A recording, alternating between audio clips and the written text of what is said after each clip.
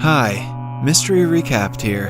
Today, I'm going to explain a mystery thriller film called King's Game. Spoilers ahead. Watch out and take care. The story surrounds a class of 32 school students studying at Tamaoka High. One night, the protagonist of the film, Chimi, gets a message from a strange number. The message says that her class has been chosen to play the world's most unique game, called the King's Game. The rules are simple. 1. No one is allowed to withdraw from playing. And 2. The King's order has to be completed within 24 hours. At the end of the text, the king gives them their first task. The student in the 28th rank has to confess his feelings to his crush. Chimi ignores the strange message and gets a good night's sleep. The next day, she walks to school with her childhood best friend, Nobuaki. It turns out that he also received the same text. They laugh at it, believing it to be some kind of prank. Soon, the class discovers that the message was sent to all of them by the same number. They urge the 28th kid to reveal who his crush is. On popular demand, he walks up to the girl and confesses his feelings. Although the girl rejects him, the class gets a good laugh out of it. Anyone else having flashbacks to high school? Suddenly, all of their phones ring at the same time. They receive a text from the king that says the mission has been completed. Later that night, the king texts them the second task, according to which number 4 and 19 have to kiss each other. The king is starting to seem like a pervert. In the classroom, some people think the prank has gone too far, but number 19 has no problem kissing number 4. She walks up to him and plants a brief kiss, just for the class's entertainment. The guy is left flustered as everyone erupts into cheers. Some of the girls do not like the fact that their classmates are supporting the pranks, but until they know who is behind it, they cannot take any action. That night, they again receive a text with a third task. This time, the guy with rank 18 is told to touch number 3. Number 3 is horrified to read the message because she doesn't want to be the center of attention in the classroom. The following morning, the guys are excited, hoping to see something out of the ordinary. However, their excitement vanishes when they find out number 3 didn't come to school. Later that night, all students get a text saying that since number 3 and 18 didn't obey the king's order, their existence will be erased. Right then, their pictures from the class photo disappear. Seconds later, they receive yet another text. For the next task, number 20 and 17 will have to have sex. This is even more complicated because number 17, Misaki, has a short-tempered boyfriend named Yahiro who won't even allow her to talk to other guys. The class doesn't think much of it until the following day, when they notice the students who didn't complete their task yesterday are absent. Moreover, their seats are missing, and their phone numbers have been erased from everyone's cell phones. When the teacher enters the classroom, they tell her about the missing students. To their utter surprise, the teacher says that no students of such names have ever been in the class. The students finally realize that King was serious about erasing their existence. After the class, they check the school's record book, but cannot find the missing students' names. As a last resort, they call the students' parents and discover that they have completely forgotten about their own children's existence. The only people who know number 3 and 18 once existed are the students in the class. The most nervous of them all is Misaki, who has been tasked to sleep with number 20. Her boyfriend Yahiro threatens number 20 to stay away from his girlfriend, no matter what. He still doesn't want to believe that the game is real, but Misaki has made up her mind. That night, Chimi stays at her best friend Nobuaki's house because her father is not in town. They have dinner together with Nobuaki's parents and little sister. After dinner, Chimi and Nobuaki are in his room when they get a text saying that the last task has been completed, meaning that the two students must have slept with each other. For their next mission, everyone will have to follow Yahiro's orders for an entire day. The task stirs trouble because Yahiro is especially mad at number 20 for sleeping with his girlfriend. The next day, he slaps Misaki for cheating on him and is even more furious when number 20 doesn't come to school. He orders number 20 to die at that very instant. Because his orders must be followed, somewhere else, number 20 suffers from heart failure and dies in the middle of the road. Passers-by stop to check up on him, but suddenly, they ignore his existence and go about their day. Seconds later, his dead body disappears, along with all his belongings. In the classroom, the students are left stunned to see his desk vanish. They discuss what might be causing this, but get no definite answers. Some students want to inform the police, but they acknowledge that no one would believe the absurd story.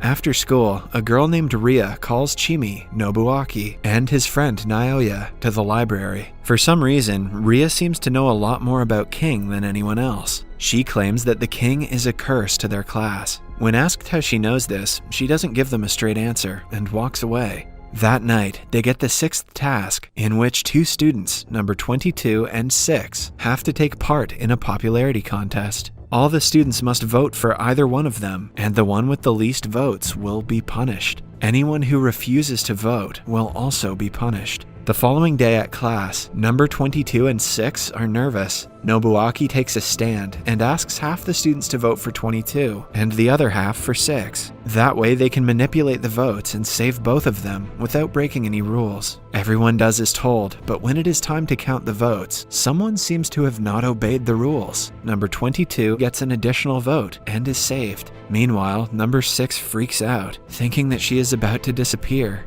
In the moment of panic, she dies. This means that King didn't get to punish her for losing. Seconds later, her dead body disappears. The students get another text saying that since King didn't get to punish her for losing, in her place, number 26 will die until she confesses her sin. The class realizes that number 26 voted for the guy to kill number 6 just because she didn't like her. Everyone knows the truth, but 26 doesn't confess her sin and runs away. Because of this, she also disappears. Everyone blames Nobuaki for causing 2 deaths instead of 1 because of his stupid idea. Later that day, Ria calls Chimi to the library and shows her several news articles that report similar incidents. Together, they discover that over the years, the entire class of students has gone missing on several occasions. But if they cease to exist completely, who remembered their disappearance and made the articles? The articles also contain the class pictures of the missing students. In each of the pictures, there is a guy who looks an awful lot like Nobuaki. This makes Ria believe he might be related to the disappearances. However, Chimi doesn't believe her, since she has known Nobuaki since her childhood. The only reason Ria can come up with is that King might have manipulated Chimi into thinking she knows Nobuaki. Later that day, they get the next task from the king. This time, the students have to put all their pens inside a single box. Then, they have to take out the pens one after another, according to their numbers. One person can only take 3 or fewer pens at a time. The individual who has to take the last pen will lose, and hence, disappear. The class does as told, and a guy ends up with the last 3 pens. If he takes 1, Nobuaki will die, and if he takes 2, Naoya will. Initially, the guy belittles Nobuaki for killing number 6, who he loved for a long time. In the end, he takes all 3 pens, sacrificing himself because he feels guilty for not being able to save number 6 yesterday. That day, while returning home, Chimi and the group find 2 girls laughing and chatting like everything is great. On being asked, they say that they have found a brilliant idea to stop King from ever troubling them again.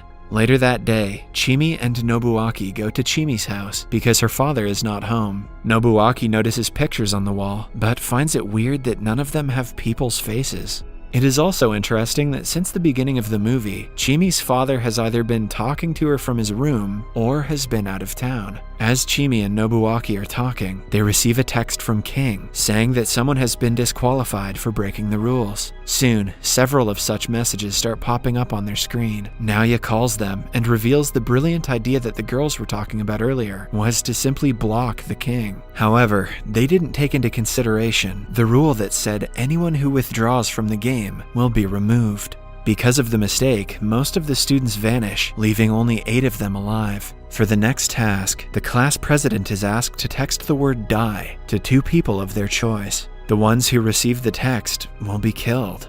The next day, the teacher comes to the class and doesn't notice that most of them have disappeared. A frustrated class president asks her to look around and breaks down crying. Chimi takes her to the washroom to calm her down, but when the president is in a bathroom stall alone, she dies. When Chimi comes looking for her, she finds a puddle of blood, but the president has already disappeared. Soon, they receive a text from King, informing them of the class president's decision. Since she couldn't complete the task, the responsibility falls upon Nobuaki, whoever he sends the text to will die. But he has to text 3 people instead of just 2. By now, the students know that in the end, all of them are going to die, but they do not want to go down without a fight. Chimi, Naoya, and Ria stay in the school, while Nobuaki and the 3 others go for a trip to the oldest school where the disappearance first took place. According to the articles, since it was a long time ago, the students didn't have telephones. King used to communicate with them through letters. The game was played in the same way, and there seemed to be a winner in the end. The students separate to the different parts of the school, looking for any useful evidence of the game's origin. But all of a sudden, someone hits Nobuaki on his head and knocks him out. When he wakes up, he sees that 3 of his classmates have tied him up. It turns out that they have also seen the pictures from the article and discovered that Nobuaki is in all of them. This led them to believe he is in fact the king, and if they kill him, they won't have to play the games anymore. Somewhere else, Ria, who has analyzed the game thoroughly, claims that the articles are a trap. If no one can remember the past of the disappeared students, the articles shouldn't exist. This means that it is one of the king's tricks to make the students go against each other. When the group puts 2 and 2 together, they realize that the other 3 who are with Nobuaki have fallen into King's trap and are probably trying to kill him. Naoya immediately calls Nobuaki, but the group declines. He is now sure that his friend is in trouble. Somewhere else, the 3 students are seconds away from killing Nobuaki, but to his fortune, they disappear right before they cause him any harm. It turns out that Naoya logged into Nobuaki's email and sent them all a text saying die. This completed King's task and made them disappear. Right after, the surviving students receive another text that says Naoya will be eliminated because he pretended to be someone he wasn't. A distressed Nobuaki quickly calls his friend, who disappears while talking to him. After that, Nobuaki searches the school and finds a picture that he once saw in Chimi's house. Back in the school, Ria has finally debunked what the main aim of the King's game is. She thinks that the operator of the game is not King. In fact, the game is made to make the King suffer. Throughout the game, everything has been fair, except when the operator played a foul card and made the students falsely believe Nobuaki is the king. His intention was clear. He wanted Nobuaki to die, and with Nobuaki's death, the person who hurts the most would be Chimi. This means that the game was made to hurt and trouble Chimi, which makes her the king.